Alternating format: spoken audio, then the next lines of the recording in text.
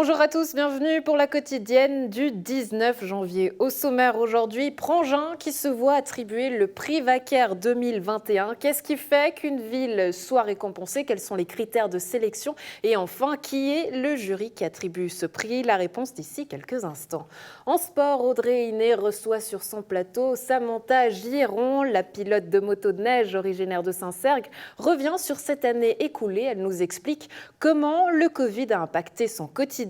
Le tout pour initier une série dédiée aux athlètes en période de pandémie, bien sûr. En culture, direction Nyon à la maison Gubler pour découvrir le projet Charpentification. Un collectif de Nyonnais s'est joint aux artistes. Ça s'appelle Charpentification et on découvre le tout en images en plateau.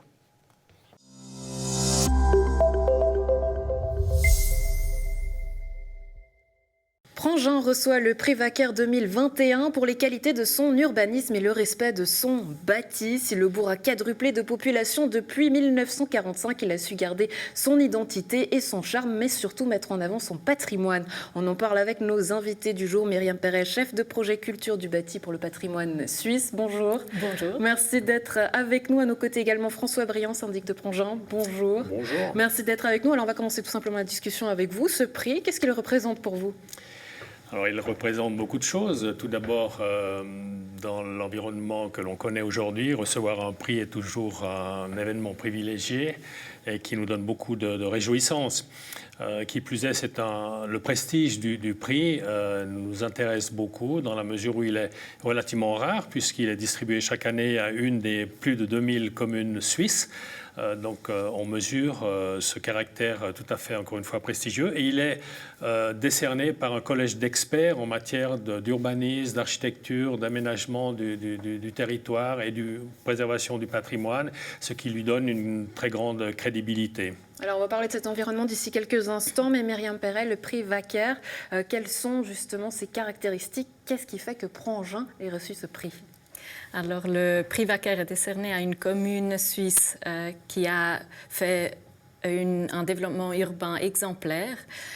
Dans le cas de Prangin, on honore surtout le fait qu'ils ont su faire face à un développement urbain très fort et une pression d'urbanisation grâce à une vision stratégique et continue qui a eu un résultat d'un centre historique vivant et puis des espaces extérieurs urbanistiques de haute qualité. Ouais, alors on va voyager justement dans ces espaces extérieurs parce qu'on a quelques images en régie. Justement, qu'est-ce qui a attiré l'œil de ces experts quand vous voyez ces images qu'on va voir à l'écran justement de Prangin?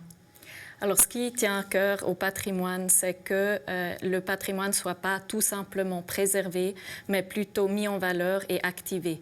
Donc, ce qui est très important dans le cas de Prangin, c'est qu'ils ont réussi à créer une identité propre du centre villageois plutôt que de devenir une cité dortoir ou un village muséal. Le risque qu'elle courait avec son contexte, disons, limitrophe avec le grand centre de Nyon, ou justement cette proximité avec son château. Ouais, autrement dit, François Briand, il a fallu faire des choix parfois à contre-courant de vos voisines. Vous avez dit dans la presse que vous étiez rassuré. Qu'est-ce qui était difficile à choisir? C'était quoi les questions que vous vous posiez finalement? Vous savez, dans un engagement politique qui se mesure encore une fois sur plusieurs années, voire des décennies, il est important tout d'abord d'avoir une vision, une ligne de conduite. C'est relativement simple. Beaucoup d'organes politiques ont une vision. Ce n'est pas la partie la plus difficile d'un engagement politique. Ensuite, il faut traduire cette vision en actes, en projets, ce que nous avons fait au cours, encore une fois, des dernières années, plus précisément ces 10 dernières années, avec un investissement important de plus de 30 millions de francs. Ensuite, il y a l'heure du bilan. Et ce bilan qui est toujours intermédiaire puisqu'il y a une suite, on ne peut jamais s'arrêter dans le développement d'un village.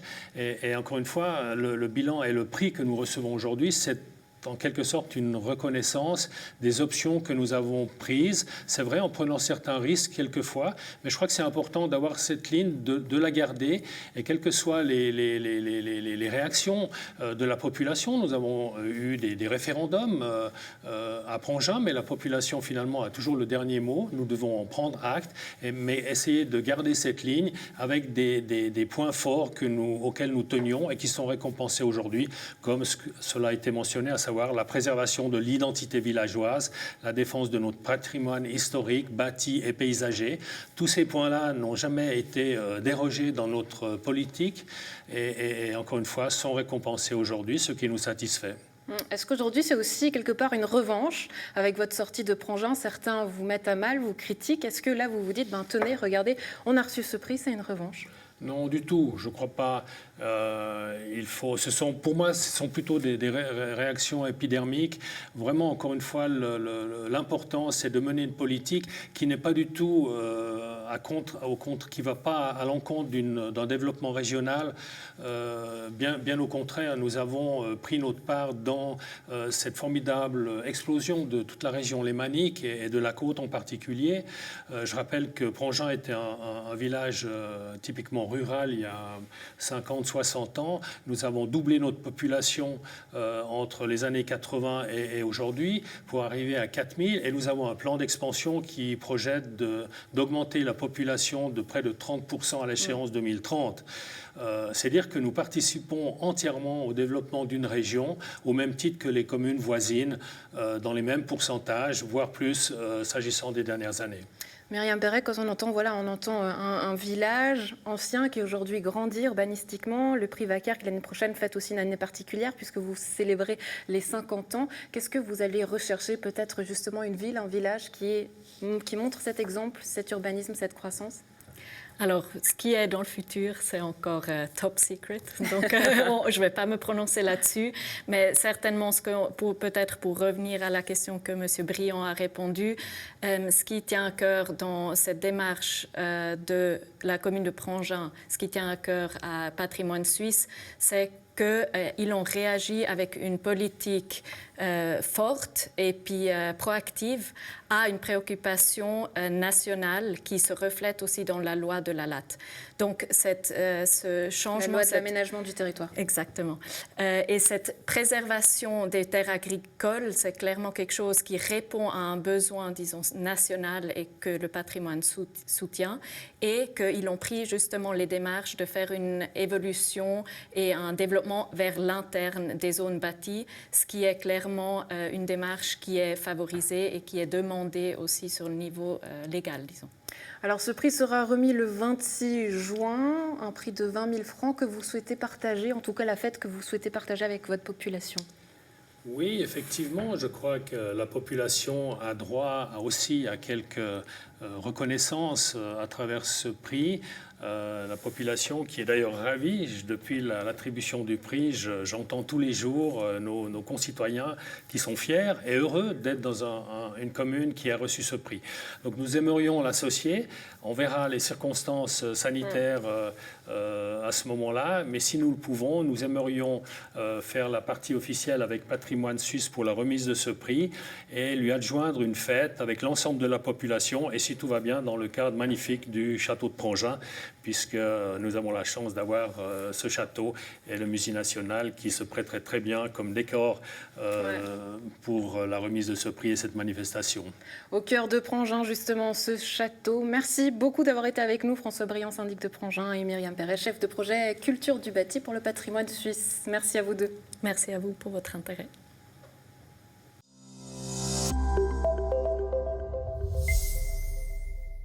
Bonjour à tous et bienvenue dans cette nouvelle rubrique Athlètes et Covid sur NRTV Sport. Aujourd'hui, j'ai la chance d'accueillir en plateau Samantha Gillieron, pilote de neige, 2 fois championne suisse 2019-2020, championne d'Europe 2020 également. Sam, bienvenue sur ce plateau sport. Bonjour. Alors, on ne te présente plus puisque tu es venu régulièrement sur notre plateau NRTV. Aujourd'hui, comment ça va ? Eh ben, ça va bien, donc c'est vrai que je suis une habituée des lieux bientôt. Et tout va bien. On espère pouvoir faire un peu de compétition de motoneige cette année, mais c'est pas sûr qu'on y arrive. Alors dans ton actu, on a justement un début de championnat suisse et du coup celui d'Europe centrale qui a été annulé. Tu l'as appris pas plus tard que la semaine dernière. Ta réaction ? Exactement, en fait c'est suite aux annonces de mercredi dernier où voilà, toutes les manifestations ont été annulées, donc tout ce qui est début du championnat a été annulé. Donc on espère qu'en mars ça aille un peu mieux pour qu'on puisse quand même faire des courses, ce qui serait cool, mais voilà, on ne sait pas. Alors tout de suite, je te propose qu'on se repasse une vidéo de ta dernière course. Donc c'était en Autriche, fin février 2020. Exact. Et puis qu'on la commente ensemble. Donc est-ce que tu peux nous dire ce qui se déroule là ? Ouais, donc là c'est le départ d'une manche. Donc j'ai réussi à bien me positionner en tant que deuxième. Donc j'ai juste pas réussi à prendre le whole shot comme on dit, donc prendre la première place. Et puis ça m'a permis en fait de garder à peu près cette place. Je me suis juste fait dépasser par 2-3 seniors comme on court dans la même catégorie. Mais sinon, donc, j'ai pu gagner la manche en tout cas des filles.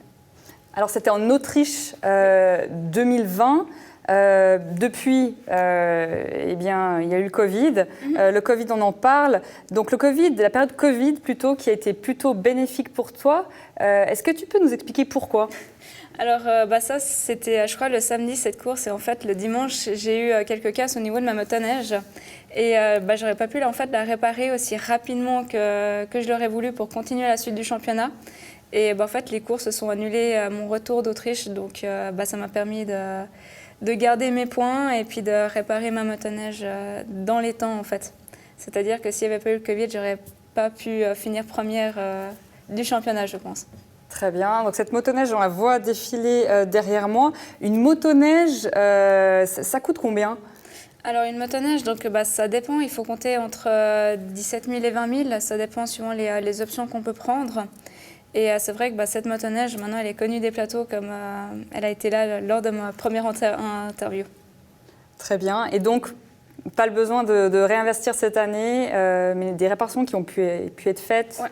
Et donc... alors il y a eu quelques pièces d'usure qui ont dû être changées. En fait, voilà, maintenant tout est réglé. Et c'est vrai que l'année qui va suivre, j'espère une nouvelle machine. Très bien. Et donc, en gardant la même motoneige, comment se passent tes entraînements actuellement ? Ouais, c'est compliqué.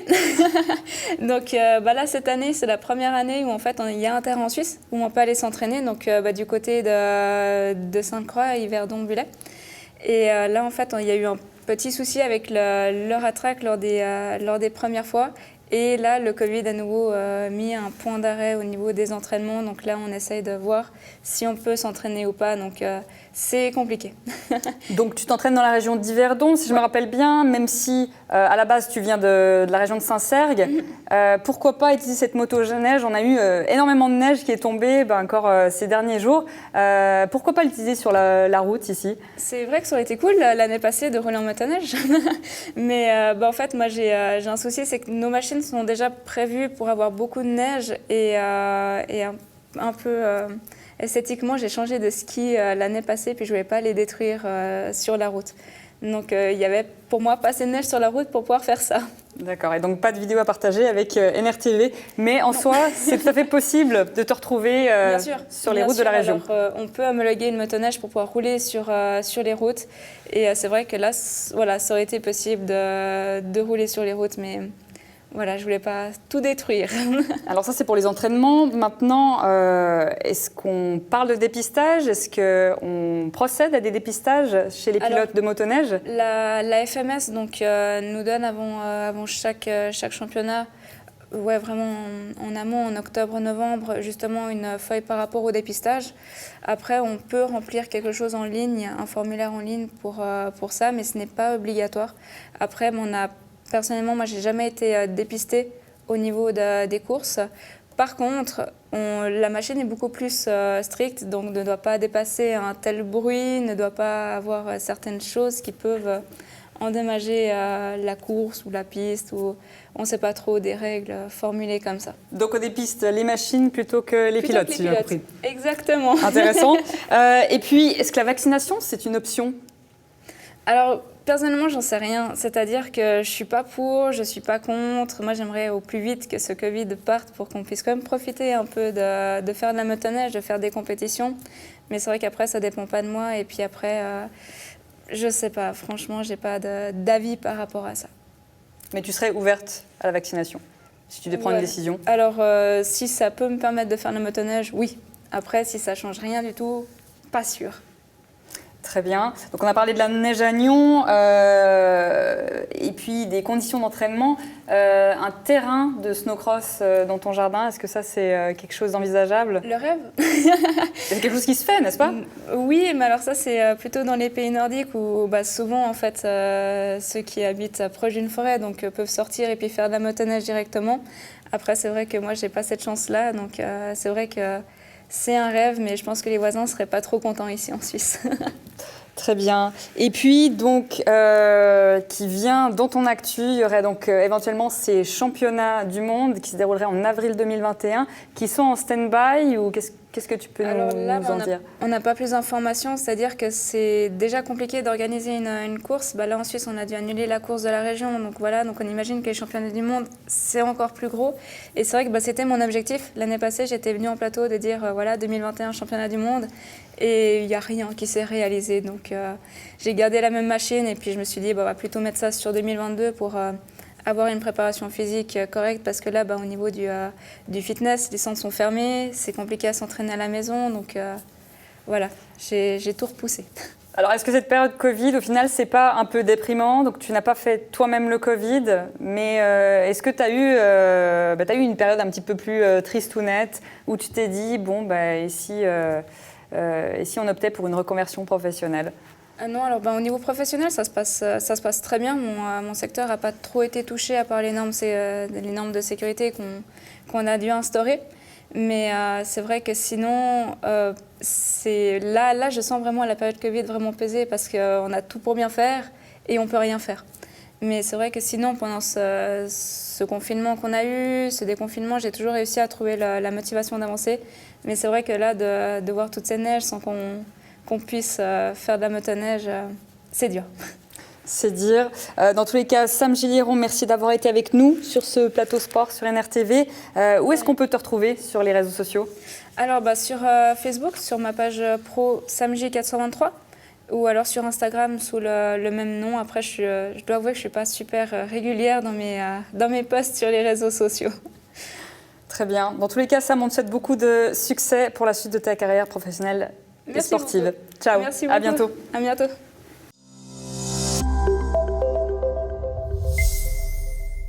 Une œuvre d'art de plus de 13 mètres de large verra le jour au cœur du parc de la Maison Gubler à Nyon. Une œuvre d'art où l'on pourra lire, se détendre, pique-niquer. Un projet initié par les nouveaux commanditaires et qui met en lien les artistes et les Nyonnais. On en parle avec nos deux invités. Charlotte Lebar, médiatrice pour les nouveaux commanditaires. Bonjour. Bonjour. Merci d'être avec nous, accompagnée de Kevin Prel, responsable de la construction de cette œuvre que vous appelez charpentification. Bonjour. Bonjour. Merci d'être avec nous. Alors, les nouveaux commanditaires, Charlotte, déjà rappelez-nous qu'est-ce que c'est, puisque c'est un projet qui est en cours à Nyon depuis 2018. Alors, les nouveaux commanditaires, c'est une association qui fait partie d'un plus vaste programme qui est dans une quinzaine de pays aujourd'hui. Et le but, c'est de transformer complètement l'esprit de la commande artistique en changeant complètement la logique, c'est-à-dire qu'au lieu que ce soit des administrations, des institutions culturelles ou des mécènes qui passent commande, ce sont des citoyens qui sont éventuellement confrontés à des enjeux de société ou de territoire et qui décident de passer commande à un artiste dans un but d'intérêt général. Alors ce sont eux qui sont en charge de toutes ces étapes. Aujourd'hui, on en est, j'ai envie de dire, pratiquement à l'étape finale. Ce qui vous manque, c'est de l'argent. Écoutez, on a déjà pratiquement tout trouvé. On a trouvé plus de 80% du budget. Donc maintenant, aujourd'hui, on a décidé de lancer une campagne de crowdfunding pour le dernier petit morceau. Il nous a semblé aussi important que grâce à cette campagne de crowdfunding, on puisse aussi un peu communiquer sur ce projet qui est arrivé et qui est quand même va être un peu un point focal dans le centre historique de Nyon. Ouais, alors un projet local, on le comprend puisque c'est des Nyonnais qui sont aux commandes, mais qu'est-ce qui fait qu'il y ait une touche nyonnaise au travers de ce projet ? Parce que la demande du groupe de commanditaires, donc, ils sont partis d'un constat, c'est qu'il manque des espaces de convivialité en extérieur dans le centre-ville de Nyon. Et ils ont profité d'une invitation de la ville à passer commande dans ce nouveau parc des Buis qui est rue de la Combe, vous voyez en descendant, qui descend vers le lac. À la maison Gubler. Exactement, là où a été installée une UAPE, l'UAPE, la maison. Et donc, dans ce groupe de commanditaires, on a aussi bien des éducatrices et des éducateurs que des parents d'enfants qui fréquentent le parascolaire et aussi des voisins. Voilà. Et donc, ce petit groupe s'est emparé de cette problématique et a souhaité passer commande à un artiste. Alors, l'objet de leur commande, c'est pas du tout de faire un espace... Ils voulaient surtout pas du mobilier standard pour cet espace-là. Ils avaient vraiment envie d'un geste artistique, néanmoins, mais un geste artistique qui rassemble, donc pas une sculpture qui puisse être contemplée, mais vraiment quelque chose qui puisse être expérimenté et qui puisse vraiment créer du lien social. Donc, c'est une énorme installation. Ouais, n'en dites pas plus, parce que cette main qui rassemble, c'est celle de Grégory Chapuzat. L'artiste, il en dit justement quelques mots en vidéo. Je suis Grégory Chapuzat, l'artiste invité pour cette future sculpture. Je voulais un projet qui suscite les rencontres et qui devienne un lieu de partage à Nyon. J'ai imaginé un espèce de labyrinthe visuel. On pourra s'asseoir sur ces espaces ouverts. Sur son centre plus dense, ça sera plus un lieu d'exploration pour les enfants. Ah, bonjour Corinne. Vous n'auriez pas une troisième chaise? Non. On doit encore trouver de l'argent, mais on y est presque. J'ai hâte, ça va être une magnifique œuvre d'art. Et en plus, on va pouvoir se réunir, s'asseoir, s'allonger, manger. Une structure en bois et c'est vous qui allez la réaliser, Kevin Prell, justement, cette charpentification. Quel est le challenge ? Alors le challenge principal, je pense, pour cette œuvre, c'est l'approvisionnement en bois. Vu qu'on a fait le choix avec les nouveaux commanditaires de partir sur du bois exclusivement suisse. Et il y a beaucoup de gros éléments de bois. Et comme on fait du bois massif, c'est quand même un challenge en Suisse à l'heure actuelle de trouver du bois massif sourcé en Suisse. Ouais, éviter qu'on vous accuse de finalement tuer des arbres, c'est ça le challenge. Alors ça, oui, ça c'est les questions qui peuvent venir après. Alors c'est vrai qu'en Suisse, il faut savoir qu'on ne va pas provoquer de coupe. Le bois qui est scié en Suisse, qui est abattu, les abattages sont décidés l'année d'avant. Donc nous, on est juste tributaire de ce qui est coupé et on a juste dû appeler assez de personnes, assez de forestiers, assez de scieurs pour être sûr qu'on puisse trouver ces quelques mètres cubes de bois qu'on va poser dans le parc Gubler. Aujourd'hui, vous êtes appelé par ces nouveaux commanditaires. Qu'est-ce qui vous a plu dans ce challenge et dans ce projet ? Tout d'abord que ça se fait dans notre ville d'origine, disons originaire de la Rippe, c'est sûr qu'un projet qui se réalise à Nyon, en bois, dans cette taille-là, ça ne pouvait que nous intéresser. Et puis après, la volonté justement de travailler avec du bois suisse, qui est un de nos créneaux forts dans l'entreprise qu'on aimerait faire, c'est vrai que beaucoup de choses se mettaient en place, puis on était très contents si on pouvait se positionner pour la réalisation. Aujourd'hui, on parle d'art intégré. Qu'est-ce qu'il y a d'artistique dans ce projet, selon vous ? Alors, nous, on a vraiment reçu ce projet quasiment déjà pensé et réfléchi. Nous, on n'a plus que les raisons techniques, mais c'est vrai que l'enchevêtrement de bois ressemble à rien qu'on pourrait trouver dans la construction classique. C'est vrai que ça va être assez spectaculaire. Je pense que l'effet monumental viendra une fois réalisé, les gens réalisés. Oui, Charlotte Lebar, je vous retourne la question. C'est quoi l'aspect magique, l'aspect artistique finalement de ce genre de projet ? C'est qu'ils prennent vie, mais encore. Je crois que Kevin l'a bien dit, effectivement, c'est d'abord quelque chose qui sort du commun. On n'a pas du tout vu, ni dans le champ de l'architecture, ni dans le champ de l'art aussi, des sculptures de ce type-là. Peut-être un enchevêtrement d'éléments qui pourraient rappeler aussi quelque part une tradition de l'art abstrait suisse, mais revu de manière contemporaine à une échelle qui est totalement inédite. En termes de calendrier, quand est-ce qu'on pourra s'asseoir sur cette œuvre ? Alors, dès qu'on aura fini la campagne de crowdfunding, là on est en train de chercher le bois, et puis dès qu'on a trouvé tout le bois aussi, on pourra lancer la production. On espère que l'œuvre sera installée au printemps, au début de l'été, le cas échéant. Avec une grande fête, évidemment, Apax qui sera aux commandes du côté musical, on les salue. Charlotte Lebar, Kevin Prell, merci beaucoup d'avoir été avec nous et à très bientôt. Merci.